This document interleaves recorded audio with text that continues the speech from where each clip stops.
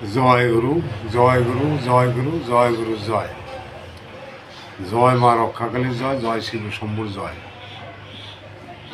কেমন আছেন আপনারা সবাই? আশা করি ভালোই আছেন।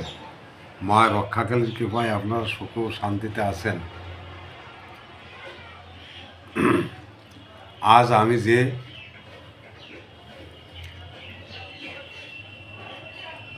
তন্ত্র ক্রিয়াটি আপনাদের সামনে উন্মুক্ত করছি তাহা হইল একটি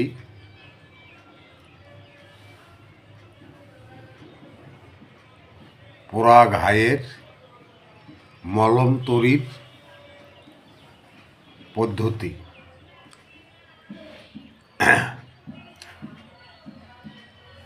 পোড়া ঘায়ের মলম তৈরি করিতে পারিবেন এই ওষুধগুলি দ্বারা। সেটা হচ্ছে,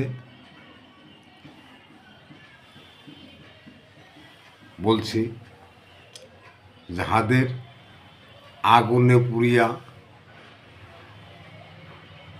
ঘা হইয়া গিয়াছে, আগুনে ঝলসাইয়া গিয়াছে, এই সমস্ত রোগীদের আপনি এই পুরা ঘায়ের মলমটি তৈরি করিয়া দিতে পারিবেন।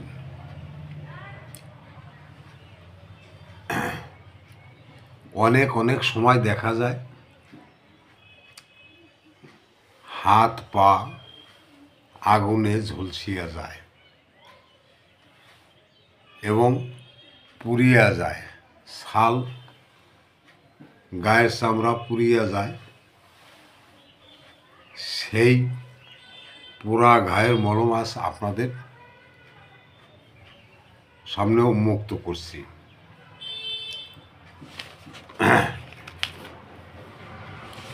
আপনারা ঠিকভাবে সঠিক পদ্ধতিতে যদি আপনারা কাজ করিতে পারেন, রোগীকে দিতে পারেন, তাহলে রোগী সুস্থ হয়ে যাইবে। আপনারা কাল কেশরের গাছ চিনেন?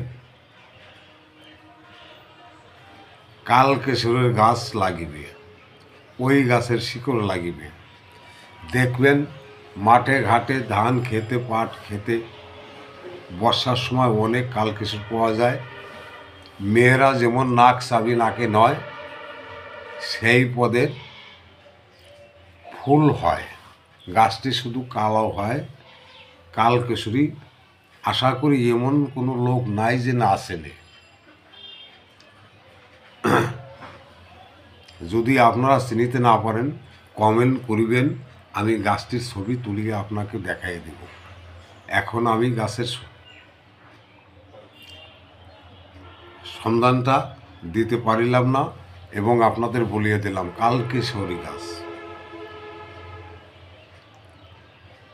ওর শিকড় লাগিবে।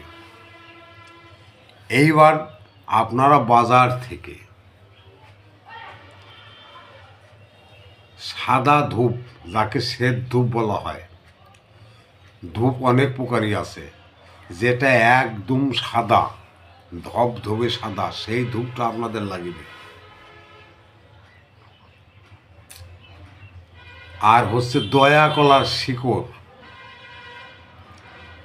দয়া কলাটা চিনেন তো? কোনো কোনো জায়গায় দয়া কলা বলা হয়, কোনো কোনো জায়গায় বিষা কলা বলা হয়। হ্যাঁ, আমাদের এখানে দয়া কলা বলে এবং বিষা কলা বলে। আবার কোনো কোনো জায়গা বলে ডিম্ব কলা। এক এক জায়গায় এক এক নাম। যে কলাটা সবচেয়ে বেশি বিচি হয়, ওই বীজ কলাটা আপনাদের লাগিবে। যেমন রং কলা বলা হয়, সবরি কলা বলা হয়, ঠোঁটে কলা বলা হয়, কাঁচকলা বলা হয়। এগুলো নয়, এগুলো ব্যতীত এক পদের ছোটো ছোটো এই পদের কলা হয়, সেগুলির ভিতরে খুব বীজ হয়। ওই কলাটা গাছের শিকড় আপনাদের লাগিবে। এই তিনটি জিনিস আপনাদের নিয়ে কাজ করিতে হইবে। প্রথমে আপনি গাছটি তুলুন, পূর্ব দিকে মুখ করে। গাছ নারায়ণ জাগো, যে কাজে লাগাইব সেই কাজে লাগো। পোড়া ঘায়ে দেব, ভালো করে নিও, এইভাবে আপনি বলিবেন। আবার দয়াকলার শিকড়ের কাছে যেয়েও আপনি পূর্বমুখী হয়ে পূর্ব দিকের শিকড় কিংবা উত্তর দিকের শিকড় আপনারা তুলিবেন, ওই একই মন্ত্র পড়ে। এইবার ওই গাছগুলি ভালো করে ধুয়ে পরিষ্কার করে শিলনোড়ায় বাটুন, একদম ফিনিশ করে ফেলবেন। খবরদার, যে শিলনোড়ায় মশলা বাটা হয়, লঙ্কা বাটা হয়, ওই শিলনোড়ায় বাটিবেন না, নাইলে ওই শিলনোড়ার ঝাল ওই ঘায়ে লাগিলে জ্বালা পোড়া করিবে।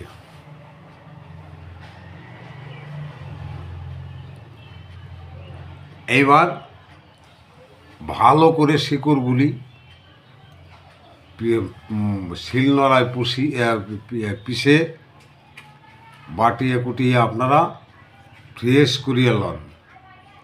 এইবার সাদা ধোপো ওখানে দিয়ে ফ্রিজ করুন। এইবার জ্বালাতে হবে না, কোনো কিছু করিতে হবে না। আপনারা পিওর নারকেল তেল ওই ভিতরে দিন,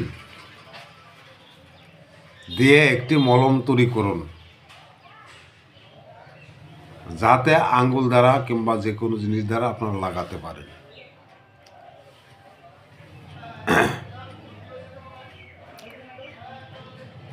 এই পোড়া ঘায়ের মলম তৈরি করিয়া আপনারা রোগীকে সুস্থ করিতে পারিবেন, বেশ কয়েকদিন লাগাইতে বলিবেন। এই তেলটা এই মলমটা এমনই, যদি আপনারা লাগায় ঘাটা সারাইতে পারেন তাহলে সেখানে কোনো দাগ চিহ্ন থাকিবে না। ওখানে যে পুড়িয়া গিয়াছে আপনারা ঠিকও পাবেন না। তবে বাবা, আজকে কি করে পুরা রোগী হসপিটাল নিয়ে যায়, ওখান দ্রুত চিকিৎসা হয়।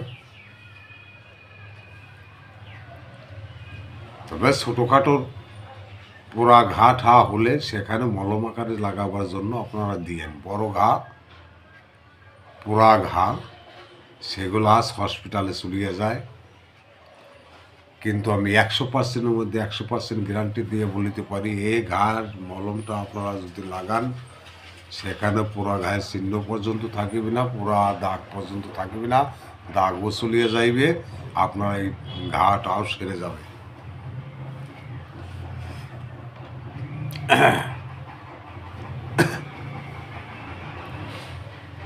জয় গুরু, জয় গুরু।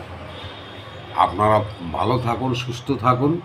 ভিডিওটি ভালো লাগলে আপনারা লাইক করিবেন এবং শেয়ার করিবেন, কেননা আপনার একটি শেয়ারে আর একটি রোগী ভালো হইতে পারে, আপনার বন্ধুবান্ধব থাকিতে পারে, তাহাদের শেয়ার করিয়া দিন। নিশ্চয়ই ভিডিওটি সাবস্ক্রাইব করি আমার চ্যানেলে আপনারা অবশ্যই আছেন। জয় গুরু, জয় গুরু। আপনারা ভালো থাকুন, সুস্থ থাকুন। সৌমিতন্ত্র মন্ত্র চ্যানেল থেকে আপনাদের নমস্কার রইল। জয় গুরু, জয় গুরু, জয় গুরু।